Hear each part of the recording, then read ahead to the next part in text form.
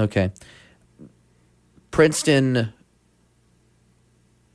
again, this was something we covered, but again, I want to ask this just to make sure it is there. Princeton marched on campus without permission, which is obviously not true. Not true. Our march through campus was approved months in advance. And then there was also someone claiming that the band, among other things, climbed on top of some kind of bulldog statue. Yeah, we did that. I don't know what to tell you on that one. I don't think we climbed on top of it. I think we climbed through it. That's sort of what we do. We climb on the John Harvard statue at Harvard. That wasn't even on Citadel's campus, though. Okay. And there was one cadet there, and that cadet certainly wasn't there to tell all the cadets who attacked us 5 minutes later. Right. So whether or not that happened, it certainly wasn't the provocation for what they did for us. Burning flags of any type? No, sorry to disappoint, but we're not quite that crazy. Okay. What are the other stories that have been circulating around? Because you've probably heard more than I have. There are a lot of things. And then you have an article written by one Ken Berger from the Charleston Post and Courier who described it as clownish band members mocking the military school paraded all too close to the campus's central parade field where the cadets were taking part in field day exercises. Now, again, you guys marched there, but it was approved. That's correct. And Ken Berger was, I guess, kind enough to not contact me before writing an article on the Princeton Band. So he clearly is missing a few of his facts. Like, for example, if you read his article, you'd think that we wore coonskin caps and all played toilet seats, right. Which is just, factually not true. We have one guy who wears a funny-looking hat, and we have one person who plays a toilet seat. But that certainly is not representative of the entire band. And if you read through that entire article, he doesn't really have any facts about what happened. Right. Like, what he writes is that the Princeton Band is sort of intrinsically irrelevant, and here are these things I got from their website. But what doesn't hold up about that to me is that, we told the Citadel before we got there that we're irreverent, and they looked at our website and they said it was fine. So right, and he makes mention here later on in the article. He says, in case you're wondering, Citadel officials knew of the band's raucous reputation and approved the script before the game. Groups like this, however, are all about disrespecting authority. How do you take that? We're all about having fun.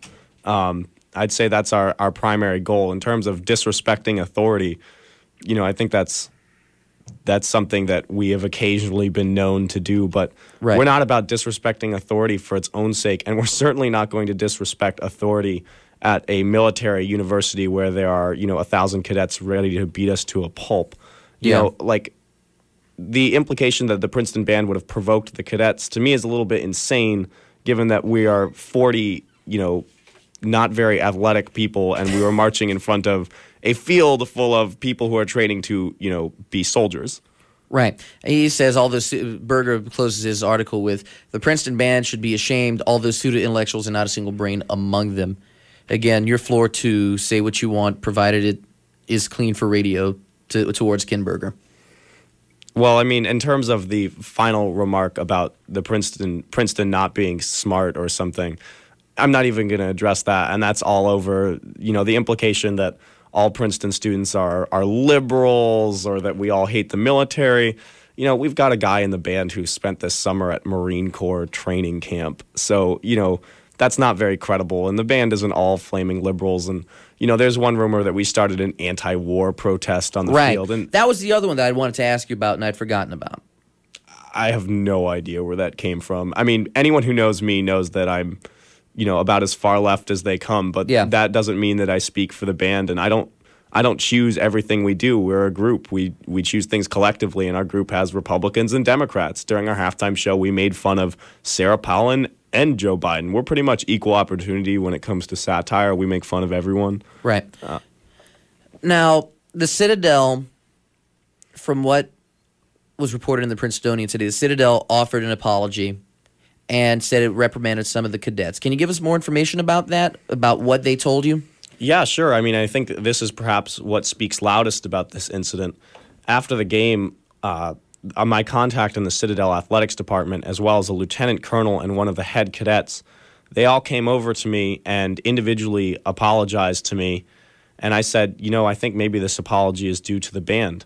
So the lieutenant colonel and the head cadet came over and apologized to the entirety of the band and said, we're so sorry for what happened. We're so embarrassed, and those who are responsible for this will be disciplined.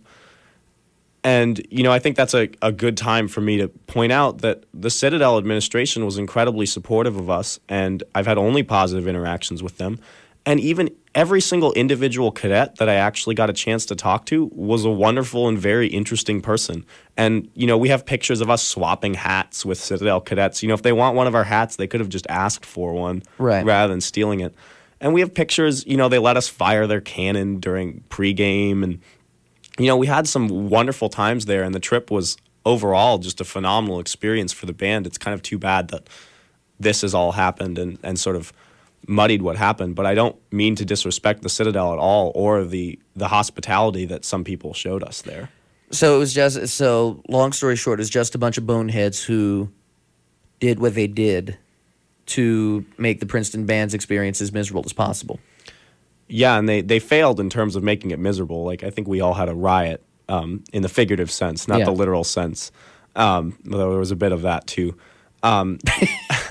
I think we all had a great time, and, I wouldn't even say it was a bunch of boneheads. It was mob mentality. When people get in a group like that and you're at field day exercises, which is basically forced recess, people are just fired up, and people are fired up about football.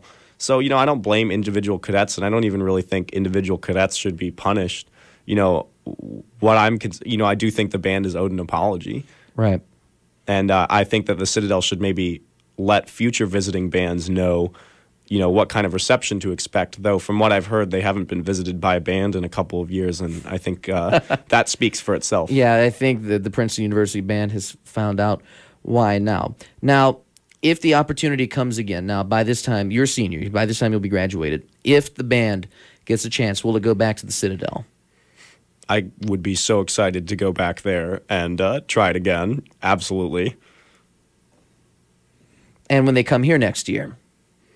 Well, I think we've got plenty of good material for a halftime show. Certainly all the jokes they cut from our halftime show will definitely be reappearing. But if they come, I say bring their band. We'll show them a good time. They're certainly not going to be as mistreated at Princeton as we were at Citadel. And just again to reiterate, to close it out, terms with the band, with the Citadel administration and the higher-ups there is still cordial and still... And still on speaking terms, for lack of a better term, the band and the university administration with regards to with apologies and still being cordial and still having that work and still having some kind of relationship with the Citadel's administration. Yeah, I mean, still there. Like, the fact of the matter is that they apologized to us. A lieutenant colonel apologized to us. And, our university is behind us 100%. I think the band showed a lot of maturity in the face of a lot of hostility. And we have a crazy reputation, and we've done a lot of bad things in the past. But, this is the one time we actually didn't do anything wrong. And funny that we'd finally get in trouble now. Yeah. And with that, I think that'll do it. We're about 3 minutes till the top of the hour of 7 o'clock.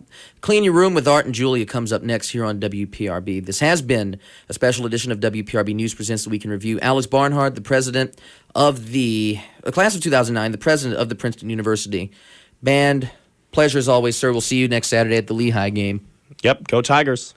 And with that, if you have any questions or comments, news at WPRB.com. Reed will be back in 2 weeks, and next week we'll be back to talking about things like the economy and famous dead people. So for all of us here at WPRB Sports and WPRB News, this is Ian Auzenne saying good night, everybody.